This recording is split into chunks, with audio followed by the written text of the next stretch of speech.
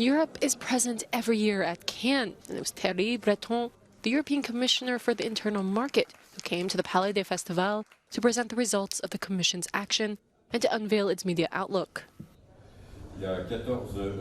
J'ai présenté le média Outlook, c'est-à-dire en fait un travail très approfondi qui a été fait par nos services, évidemment avec l'ensemble de la profession, pour voir les grandes tendances. Alors, les grandes tendances, on les connaît, puis en tirer les conclusions. C'est évidemment l'émergence des plateformes, comment on se positionne par rapport aux plateformes. C'est évidemment la protection des droits intellectuels, qui est tellement important pour nous en Europe. Et croyez-moi, on y veille évidemment en Europe. C'est le financement. Donc comment accroître encore plus le financement? On fait déjà beaucoup. Et on a l'intention de continuer, évidemment. 14 films supported by the program are present in Cannes, and 4 are competing for the Palme d'Or, including Kidnapped by the Italian master Marco Bellocchio, which tells the true story of a Jewish child forcibly baptized by the Pope in the 19th century.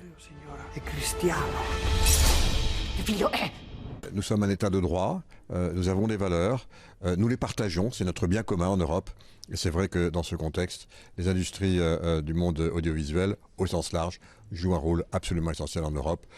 On se le rappelle tous les jours du reste, du rôle essentiel qui est de protéger notre patrimoine intellectuel, j'allais dire, y compris à un moment où la guerre frappe notre continent en Ukraine. 3 other films in competition are directed by women.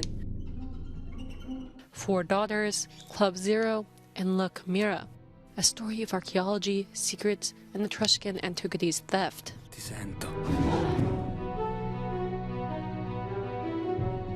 La Commission européenne prend donc en compte que le cinéma est un art et une industrie, en finançant de nombreuses coproductions européennes et en accompagnant les films jusque dans les plus grands festivals du monde. Il s'agit pour l'Europe de répondre à un marché extrêmement concurrentiel et en permanente mutation, tout en affirmant ses valeurs culturelles et artistiques, ainsi que son savoir-faire industriel et technologique. Au marché international du film, dans le Palais des Festivals de Cannes, Frédéric Ponsard pour Euronews.